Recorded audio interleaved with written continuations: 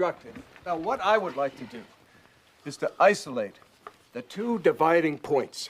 Well, you're not the foreman. Well, I realize that, Mrs. Cranepool, but management is a strength. Yes, we all know that you're a big CEO of a big paper company, but in this room, we're all the same. You're no more important than any of us. Uh-huh. You wouldn't be using this room as an equalizer, would you, Mrs. Cranepool? I'm sorry. Perhaps this is your opportunity as a housewife to be as significant as a CEO, or maybe your 15 minutes of influence has more relevance to you than the facts of this case. Oh, yeah. Now you're getting off the track. Actually, I'm not. There's a hugely selfish tone to this whole deliberation. Opinions being dominated by a mailman, a school teacher, and two housewives. Oh. What does that mean? It means, Mr. Kramer, that for all your good intentions, I think that there's an unconscious infatuation with power that's being demonstrated by some people who don't normally enjoy it. Not that pomposity could interfere with your judgment. I want to see the gun. What? We're allowed to review the evidence, right? I want to see the gun. It really is a machine of death. Of course it is. Let's let Mr. Kramer feel it. Come on.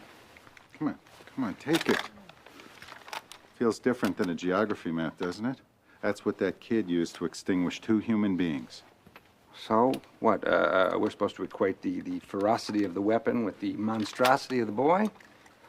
Isn't this game a little advanced for a mailman? You know something, Mr. Kramer?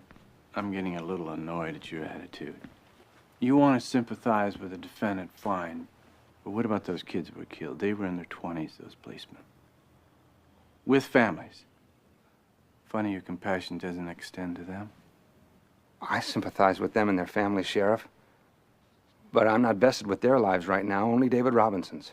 I have to recognize that he may have had a legitimate fear for his life when he pulled the trigger. Why can't we consider murder too? Or manslaughter? The charge was murder one. There are no other options to consider. But it's just not fair. I mean, it seems like to me, it was heat of passion the way it went down. Why do you say that? Well, it wasn't premeditated. I mean, this guy's just watching television and then bam, his door goes down. That seems like heat of passion to me, isn't it? Heat of passion suggests anger or rage. Is that what you think he was feeling, rage? No, not rage. It was... Then what?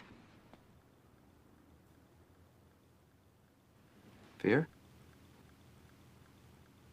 Yeah. Fear.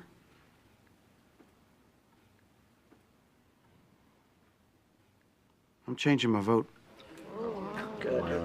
Hold it just a second. Consider what you're suggesting here. The police did nothing wrong.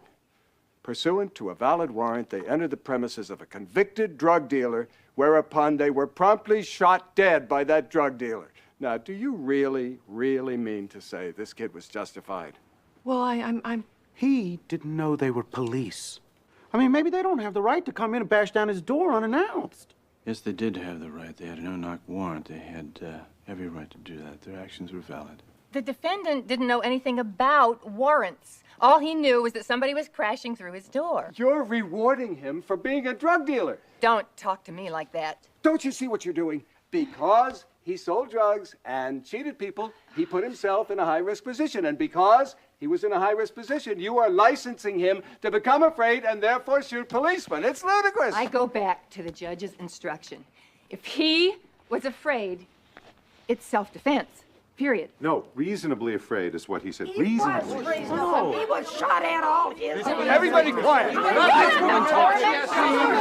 up!